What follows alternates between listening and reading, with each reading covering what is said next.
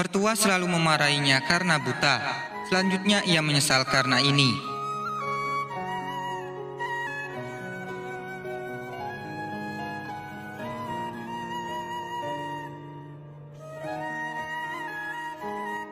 Keberadaan mertua dalam satu rumah bagi setiap pasangan kadangkala sering menjadi momok, seperti yang dialami pasangan dalam kisah berikut.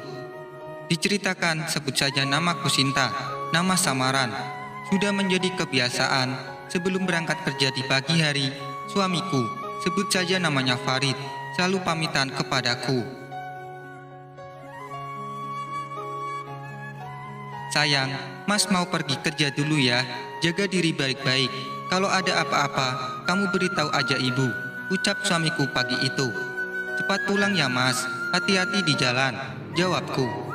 Ibu mertuaku yang menyaksikan semua itu lalu berkata, tenang saja nak, ibu kan ada di sini.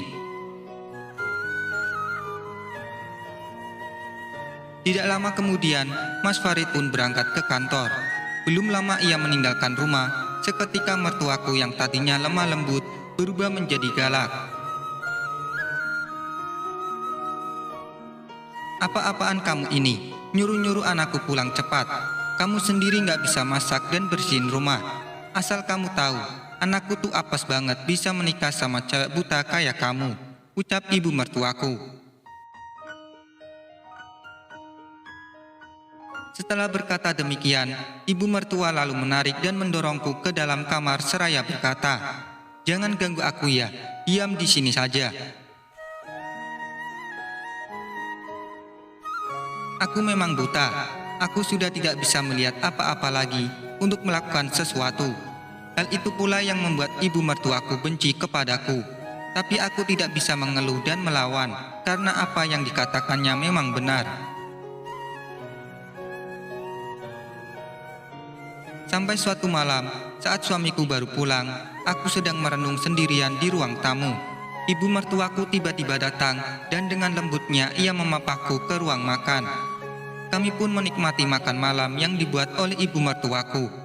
Meskipun tak bisa melihat, aku tetap bersyukur karena mempunyai suami yang tetap perhatian kepadaku. Saat kami asik menikmati santapan makan malam, tiba-tiba ponsel Mas Farid berdering. Rupanya ia dipanggil untuk kembali ke kantornya karena ada hal penting. Mau tidak mau, aku pun harus kembali berdua di rumah dengan ibu mertuaku.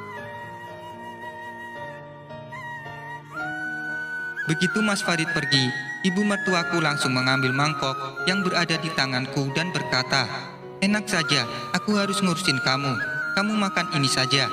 Ibu mertua lalu memberiku roti yang keras dan entah bentuknya seperti apa karena aku tidak bisa melihat. Kamu makan dikit aja, biar anjingku bisa makan lebih banyak, omel ibu mertuaku lagi.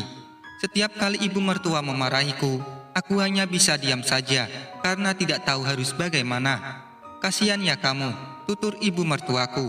Tak disangka, tiba-tiba terdengar suara agak keras dari Mas Farid. Ibu. Di luar dugaan, Mas Farid pulang dan ia mendengar semua ucapan ibunya. Ibu sedang apa? Tanya suamiku. Ini semua demi kebaikan kamu. Kamu mau sama si buta ini selamanya. Dia cuma bisa capek-capekin kamu saja, tahu nggak? Ucap ibu mertuaku. Ibu dengarkan aku. Ibu tidak tahu kan kenapa Sinta bisa buta. Ia dulunya juga bisa melihat dunia ini. Itu semua karena aku, Bu.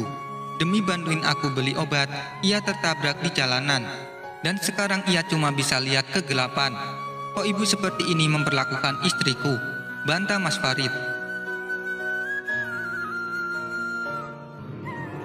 Mas Farid lalu mengambil roti yang ada di tanganku, seraya berkata, ibu beri dia makan apa? Kalau dia bisa lihat apa yang ada di tangan dia bisa sedih, Bu.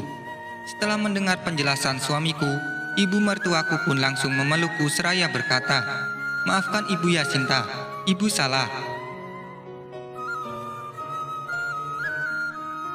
Tidak apa-apa, Bu, kita kan semua satu keluarga, ujarku sambil menangis. Ibu mertuaku lalu menggenggam tanganku erat-erat. Aku tahu kalau ia benar-benar merasa bersalah. Tapi bagaimanapun juga, ia tetap keluargaku, ibuku, dan aku tetap menyayanginya.